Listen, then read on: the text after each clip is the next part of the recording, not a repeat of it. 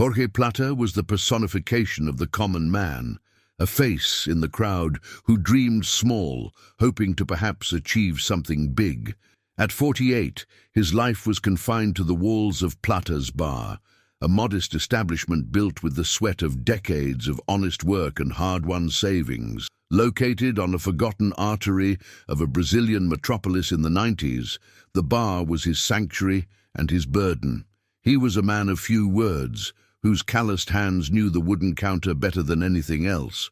His path was simple: work, provide for his family, and maintain his dignity in an environment where the law seemed to have forgotten to exist. If stories like Jorge's touch you in some way, I ask you to subscribe to the channel. We have a goal of reaching 1,000 subscribers, and with your help, we can continue to bring these accounts to light. Please also comment with where you're watching from, so we know how far these voices are reaching. Before the darkness settled in, Plata's bar breathed life. It was a refuge for the local workers, a place where cold beer and idle chat served as a balm for the hardships of daily life. The smell of fried snacks mixed with the sound of laughter and clacking pool balls. Jorge, with his quiet demeanor, knew every customer by name, knew their sorrows, their loves, and the small victories they celebrated there. The bar wasn't fancy, but it was honest, a mirror of its owner. The yellowed walls held stories, secrets, and the sense of belonging that the community so desperately needed. It was a point of light in the gloom of the outskirts, a place where hope, even if just for a few hours, seemed possible to be served in a glass. Everything changed with the arrival of Navalha and his gang. They didn't just enter, they invaded, taking over the space like a plague, consuming everything healthy. Extortion became routine, a protection fee that ate away at Jorge's profits and his soul. The bar, once a meeting place, became the headquarters of fear. The loyal customers began to dwindle, scared off by the constant presence of armed and unpredictable men. Jorge had learned to swallow his pride along with his fear, to lower his head and serve drinks with a forced smile, while his stomach churned in a knot of hatred and impotence. Every day was a silent battle for survival, a continuous humiliation that hollowed him out from the inside, turning his dream into a prison. This tension spilled beyond the bar's doors and seeped into his home. His wife, Maria, a woman with an observant gaze and a troubled heart, noticed the change. Jorge came home later and later, more silent, with a weight on his shoulders that bent his posture. He had become a ghost in his own house, distant from his children, absent from conversations. Maria tried to break through the wall of silence, asking what was wrong, but he would just shake his head, claiming it was just fatigue. How could he explain to her that his livelihood had become the stage for a daily terror? How could he share the shame and fear without dragging her into the same abyss? His isolation was a twisted way of protecting her, but it plunged him deeper into the loneliness of his private war. Humiliation was a wound that Navalha made a point of poking daily. On one particularly tense night, the gang leader, drunk and bored, decided to make Jorge his entertainment. In front of the few terrified customers, Navalha made him clean the floor where he had purposefully spilled beer, using a dish. "A towel! Faster, you useless old man!" he shouted as his henchman laughed. Jorge obeyed, feeling the heat of shame burn his face, tears trapped in his throat. Every wipe of the dirty floor was a blow to his manhood, his role as a provider, his identity as a man. He was no longer the owner of the bar. He was a servant in his own establishment, a prisoner of the fear that completely paralyzed him. In the midst of this hell, the presence of Su Afonso was a breath of fresh air, a window to the past. At 70, Afonso was the bar's oldest customer, a gentle widower who had known Jorge since he was a boy. Their friendship was a link to the man Jorge used to be. They shared few words, but in their daily encounters there was a deep understanding, a silent complicity. Afonso represented decency, community, everything that Navalha's gang was destroying. Seeing his friend sitting at the counter, drinking his coffee with the same dignity as always, was a reminder of what Jorge was fighting not to lose. It was the last spark of normalcy in a world that was becoming increasingly insane and dangerous. The path of formal justice had already proven to be a dead end. Months earlier, at the beginning of the extortion, Jorge, moved by a remnant of faith in the system, went to the local police station. The reception was cold, almost disdainful. The officer who attended to him, a man with a tired gaze and a wrinkled uniform, listened to his report with boredom. He took no notes, only advising him to stay out of trouble and to work things out by talking. The message was clear. Here the law had no power, or worse, it had taken a side. Jorge left the station with the overwhelming certainty that he was alone. The state, which should have been his protector, had turned its back on him, leaving him at the mercy of the wolves that now inhabited his life and his business. The night that would change everything forever began like any other. The air in Plata's bar was thick, heavy with the smoke of cheap cigarettes and palpable tension. Navala and his men occupied the best table, their loud voices and coarse laughter echoing through the nearly empty room. Jorge worked behind the counter, his movements automatic, his face a mask of neutrality, hiding the storm within. He cleaned glasses, poured shots, keeping his eyes down, avoiding any contact that could be interpreted as a challenge. The silence of the other customers was deafening, a chorus of shared fear. The atmosphere was that of a ticking time bomb, and on that night, time was about to run out, with the ticking becoming unbearably loud. On that fateful night, Seu Afonso was in his usual corner, savouring a cheap brandy to warm his bones against the cold seeping through the cracks. His presence was a silent affront to Navala's dominance, a remnant of a time the gangster wanted to erase. The excuse for the violence was trivial, almost pathetic. As the old man stood up to go to the restroom, he stumbled slightly, bumping into the chair of one of the henchmen. A whispered apology was Afonso's only response, but for Navalha, it was an act of defiance.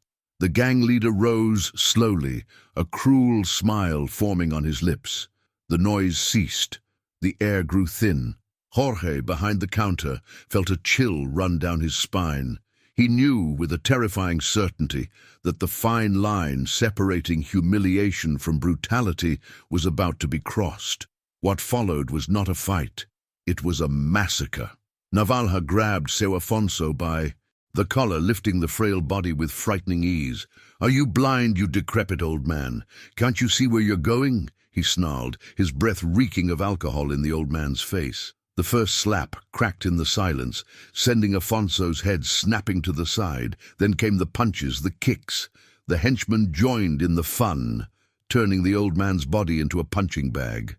Jorge watched it all, paralyzed, his hands gripping the edge of the counter so tightly his knuckles turned white. Every groan of pain from his friend was a stab in his soul, living proof of his own cowardice and impotence. He was a silent witness to the destruction of the last good thing left in his world.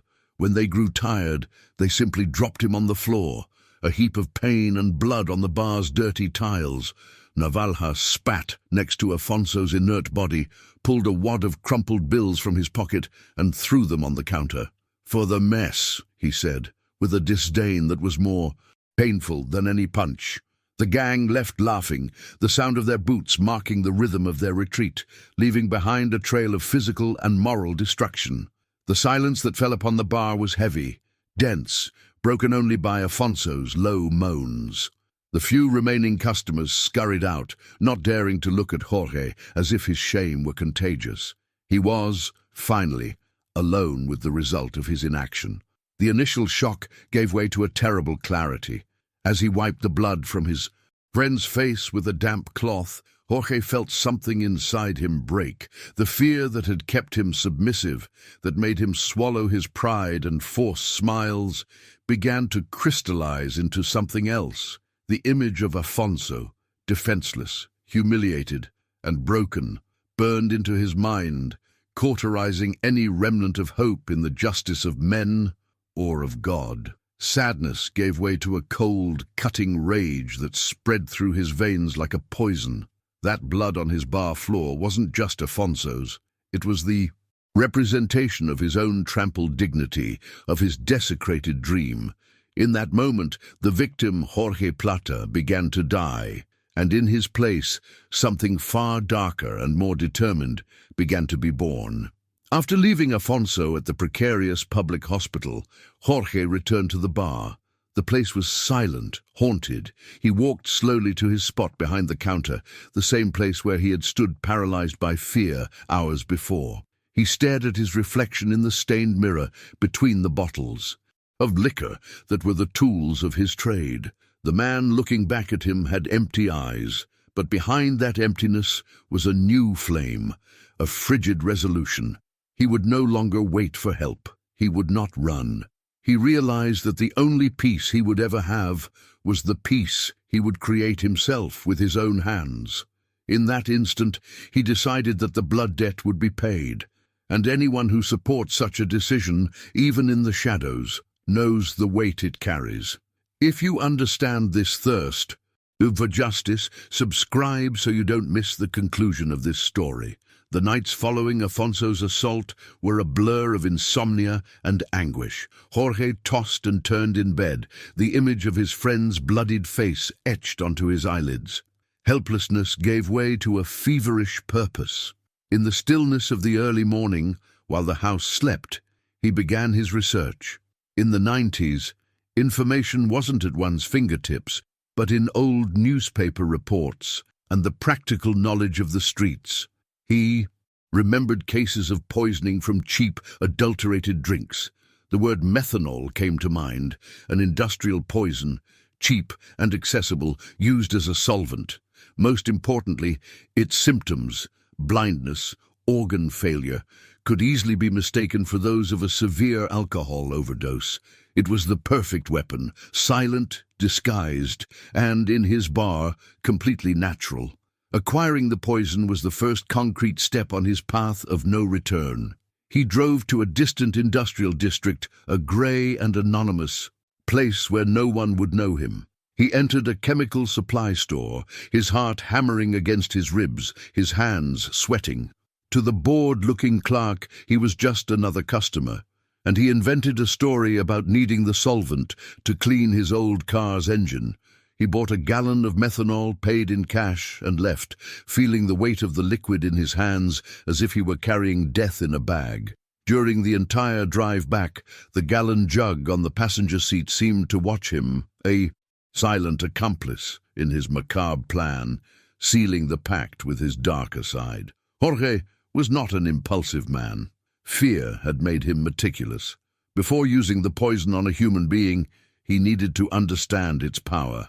In the back alley behind the bar, where trash collected, he conducted his first cruel experiments. He caught rats in traps and mixed small, calculated doses of methanol into food baits. He watched, with a coldness that frightened him, the effects of the poison on the creatures. He needed the exact dosage, lethal but not instantaneous, so that death would occur hours later, far from his bar, far from his eyes.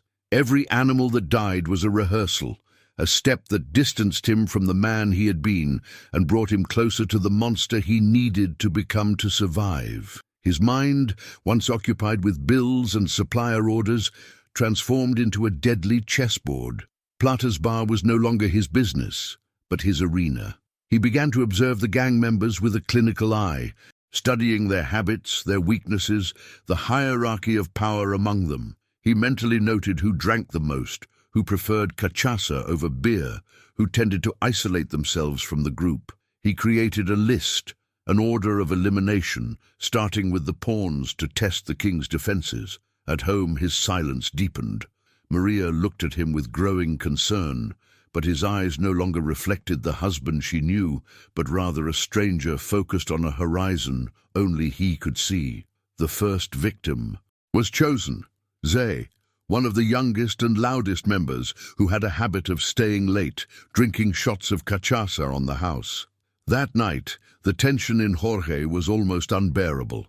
His hands trembled slightly as he took a special, previously prepared bottle from under the counter. He served the shot to Zay, who downed it in one go, thanking him with a slap on the counter. "This is the good stuff, boss," he said with a stupid grin.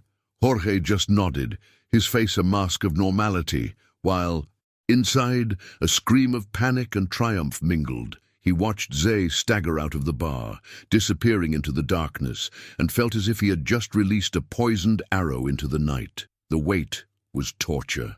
That night, Jorge didn't sleep a second. Every siren that cut through the pre-dawn silence made his body stiffen. He replayed the scene in his mind, the shot served, Zay's smile. Guilt gnawed at him, an acidic nausea rising in his throat. What if he got the dose wrong? What if Zay only got sick and told everyone the bar's drink had made him ill? What if, even worse, someone had seen him preparing the bottle? The fear of discovery was a physical presence in the dark room, suffocating him. He got up and went to the kitchen, poured himself a glass of water, but his hands shook so much he could barely drink. He was a murderer now, and the peace he so desperately sought seemed more distant than ever. The news arrived 2 days later, like a whisper carried on the neighborhood wind. Zay had been found dead in his home in the morning. His family, used to his binges, thought he was just sleeping it off. The informal report from the health clinic, overwhelmed and without resources for a detailed autopsy, was direct. Alcoholic coma, cardiac arrest. A common death for a young man who lived dangerously. At the bar, the gang members mourned with jokes and more drinking, annoyed at losing a soldier, but far from any suspicion. Upon hearing the confirmation, Jorge felt a wave of relief, followed by a deep chill. It had worked. He had killed a man and gotten away with it. The power he felt in that moment was as intoxicating as it was terrifying. With the confidence born from his first success, Jorge became bolder, more efficient. He waited 2 weeks, letting the dust settle before acting again. This time, there were 2 targets in the same week, on different nights. Beto and Dito, 2 henchmen who were always together, but who had had a falling out that week. Jorge exploited the riff. He served the tainted dose to Beto on Tuesday, who turned up dead on Wednesday. On Friday, he offered condolences to Dito for the loss of his partner, with the same special cachaça.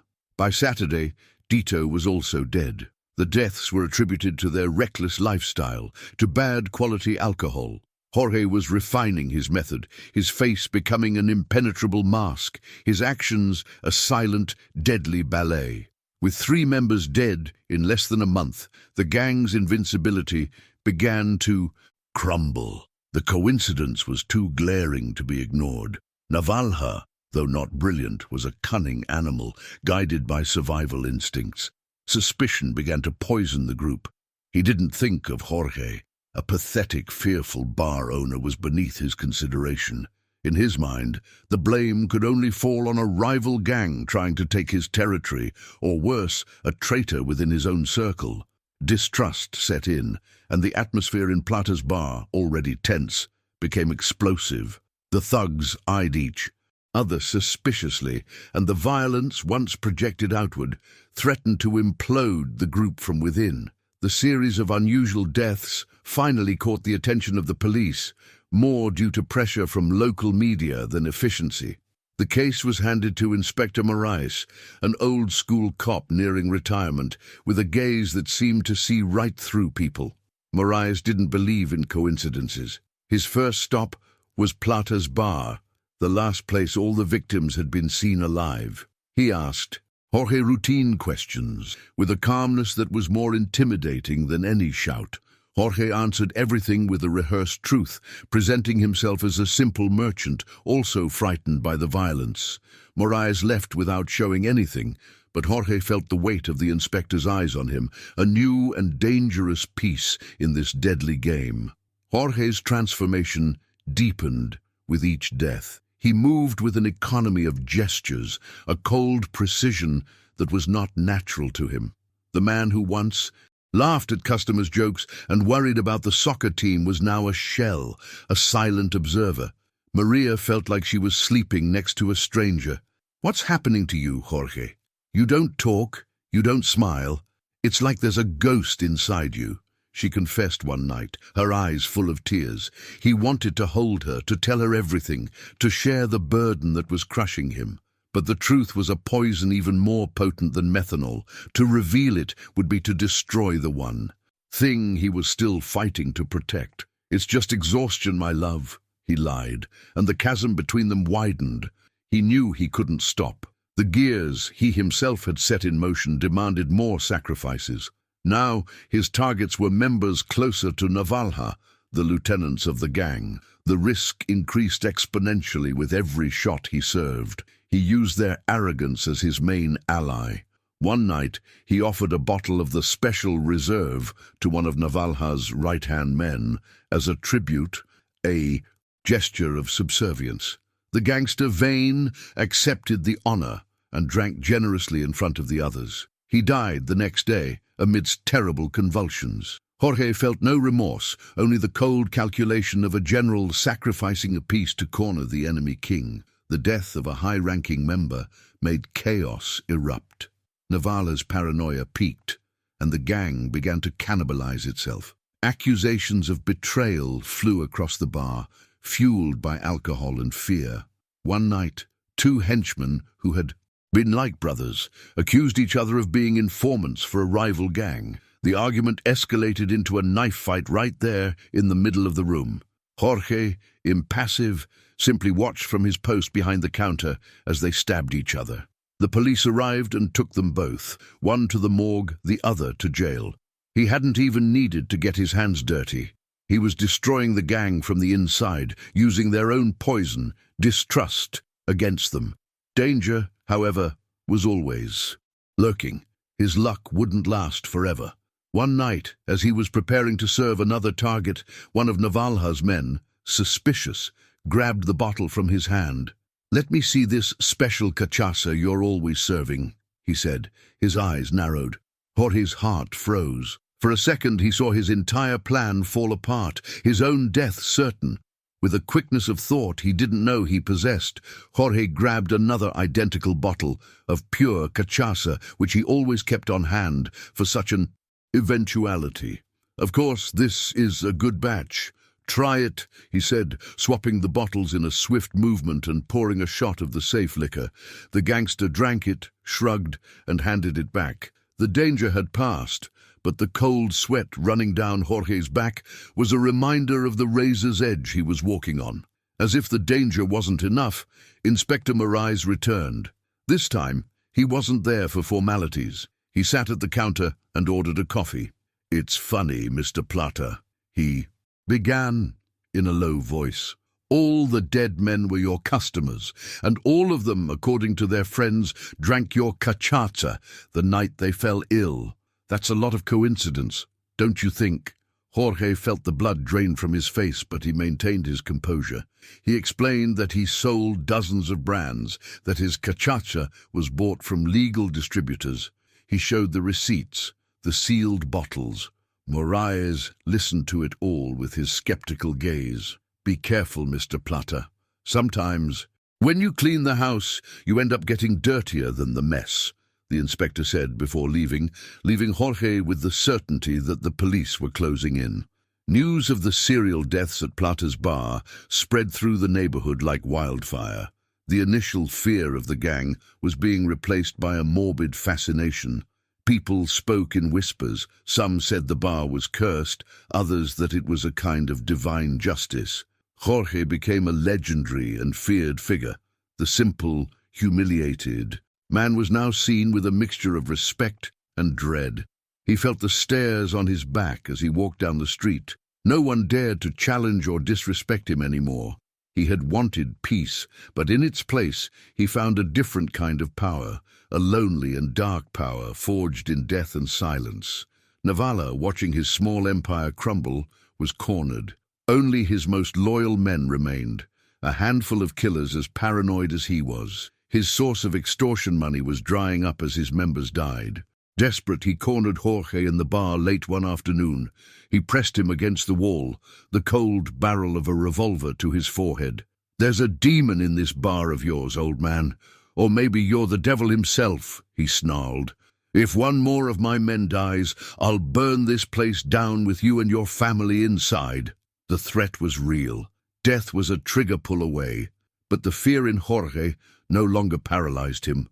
He stared back at Navalha with cold, empty eyes, and the gangster, for an instant, hesitated, disturbed by the absence of terror in the man he had always considered a worm. In a rare moment of respite, Jorge went to visit Seu Afonso. His friend was at home, recovering slowly, but the spark in his eyes had been extinguished. He moved with difficulty, his body scarred by the violence. Seeing him like this, so frail, rekindled the flame of hatred in Jorge, but also filled him with a profound sadness. He was responsible for this destruction. His initial cowardice had allowed it to happen. At the same time, the man he had become to avenge Afonso frightened him. He was becoming as merciless as Navalha. Looking at his friend, he wondered if, in the end, there would be anything left of his own soul to save. The journey to reclaim peace was destroying the good man he once was, and this realization was his heaviest burden. It's at this point that you ask yourself, what would I do? If this story makes you think, subscribe to the channel, because what comes next will test all your limits. Navalha's threat accelerated everything. Jorge knew he could no longer eliminate the remaining members one by one. It was too risky. The only solution was a final blow, a checkmate. He needed to gather Navalha and his last henchmen all together on the same night in the same place. The idea was terrifying in its audacity. It would require flawless planning and nerves of steel. The slightest mistake would result in a bloodbath, where he and his family would be the primary victims. Jorge's silent war was about to become an open battle, and he needed to prepare the field with the precision of a surgeon. The bait had to be irresistible. Jorge used one of his liquor suppliers, a man who owed him favors, to spread a rumor. The story was that Jorge had gotten his hands on several cases of imported whiskey stolen from a container at the port through a shady contact. It was Navalha's favorite drink, a status symbol he loved to flaunt. The rumor was planted in such a way that it would reach the gangsters' ears as privileged information. Jorge knew that Navalha's greed and arrogance would be stronger than his suspicion. He would come to claim his share of the treasure, and he would bring his men to ensure his dominance. The stage for the grand finale was set. The night before the meeting was the longest of Jorge's life. The silence of the house was a shroud. He sat in the dark living room, his only companion the solitude, and felt the weight of the souls he had reaped. There were more than 10. He no longer remembered all their faces, only the cold sensation of serving the poison. With trembling hands, he took a pen and paper and wrote a letter to Maria. It was a confession, an explanation, and a plea for forgiveness. He told her everything, the reason, the plan, the monster he had become to protect her. He folded the paper and placed it in an envelope, leaving it in a drawer. It was his last will, the only truth he would leave behind in case the following night was his last. Maria found him in the living room, a silhouette cut by the pale moonlight. The distance between them seemed insurmountable. "For God's sake, Jorge, talk to me," she pleaded, her voice choked with emotion. "I don't know who you are anymore. Let me help you. Whatever it is, we can face it together." Her words were like knives in his chest. He wanted to give in, to break down in her arms and confess the horror that inhabited his soul. But to involve her would be to condemn her. To protect her, he had to be the monster alone. He stood up without looking at her. "There's nothing to talk about. Leave me alone," he said, his voice hard, cold. It was the cruelest thing he had ever done, and the most necessary. He was pushing her away from the fire he himself had started. On the morning of the decisive day, Jorge opened the bar earlier than usual. The place seemed to be waiting, silent and expectant. He began a methodical, almost ceremonial cleaning. He scrubbed the counter until the wood shone, washed every glass, organized every bottle. It was a ritual of purification, an attempt to impose order on the chaos that was to come. Then he went to the back and prepared the final weapon, a bottle of aged, top-quality cachaça, so as not to arouse suspicion. Inside it, he poured a massive dose of methanol, much more concentrated than the previous ones. This time, the effect needed to be fast and devastating. There would be no room for survivors. The bottle, with its lethal golden liquid, was the personification of his revenge. As he was finishing his preparations, the bell on the door rang. It was Inspector Moraes. Jorge's heart stopped. The officer entered, his gaze sweeping over the impeccably clean bar. "Just came to give you a warning, Plata," Moraes said, his voice grave. "Looks like things are about to heat up. We got a tip that a rival gang is going to hit Navalha's crew tonight around here. We're setting up an operation, but keep your eyes open." The irony was cruel. The police, always absent, decided to show up on this night of all nights. For a moment, Jorge thought about giving up, but the inspector's presence only convinced him that he had to finish what he started, before justice arrived and ruined everything. The sun set, painting the sky in orange and purple, the colors of a bruise. Jorge locked the front door, leaving only the back one open, as agreed with Navalha. The bar was empty, lit only by the dim light. Over the counter, the silence was absolute. He took his position, the poisoned bottle within reach. The fear, the guilt, the anger, everything had dissipated, giving way to a cold calm, a frightening clarity of purpose. He was no longer the victim, no longer the avenger. In that moment, he was merely the instrument of an inevitable end. He was the poison of peace. And he waited, patiently, for the arrival of his final customers. The sound of a car engine roaring and then dying in the back alley was the signal. The door creaked open and they entered. There were 5 of them, Navalha in front and behind him, his last trusted men, the cruelest, the survivors of the silent plague that had decimated his gang. They didn't enter like customers, but like predators invading a territory. Their eyes, bloodshot and paranoid, scanned every dark corner of the bar, searching for threats, for cops, for any sign of a trap. The air grew heavy, charged with the electricity of the imminent confrontation. Navalha walked slowly to the counter, his face tense, his hand never straying far from the gun tucked in his waistband. Jorge's hunt had reached its final moment, the hunter and the prey, face to face. Jorge maintained his composure, playing his role as the victim to the very end. He was wiping a glass, the personification of nervous normality. He greeted them with a nod, his voice slightly shaky to be convincing. "Good evening, boss. My contact is running late, but he's on his way.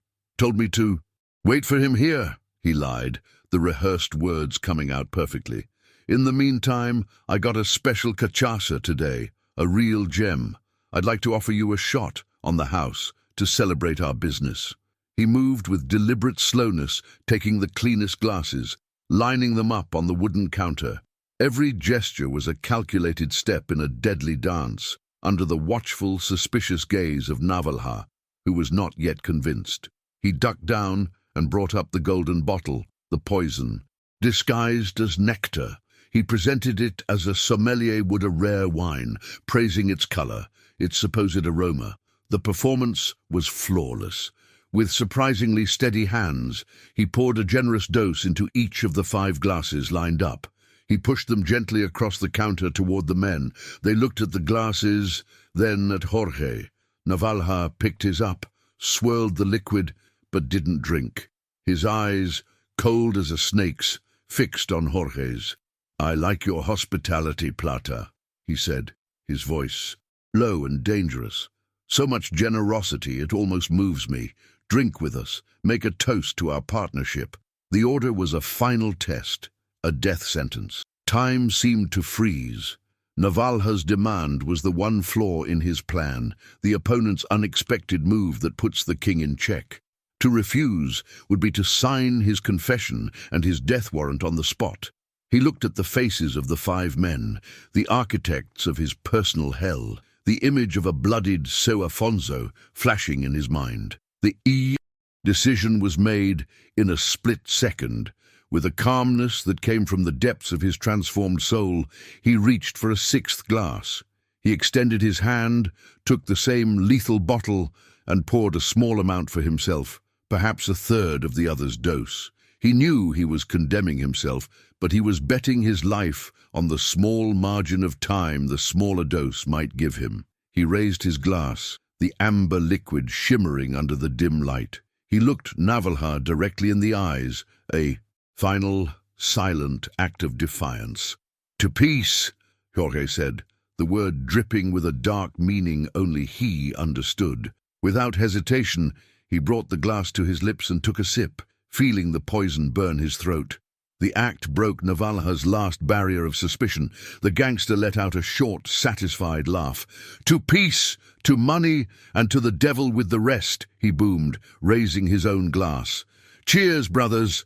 In unison, the 5 men threw back their shots, greedily swallowing their death. The silence that followed was the loudest Jorge had ever heard. The poison had been delivered. For a few moments, normality was a macabre mask. Navalha started talking about how they would split the whiskey. One of his men made a crude joke. Jorge remained quiet behind the counter, feeling the first stabs of pain in his stomach, a cold sweat beginning to form on his forehead. Then it began. The youngest man coughed violently, clutching his head and complaining that the light was blinding him. Another across the counter doubled over, a look of confusion on his face. Panic began to blossom in their eyes as the horrifying realization dawned on them. They weren't sick, they were dying, and the man who was killing them was standing right there, watching it all in silence. The bar transformed into a scene from hell. The agony was swift and brutal, screams, convulsions, the sound of bodies hitting the floor. It was the soundtrack to Jorge's revenge. One by one, they fell, writhing in a macabre dance of death.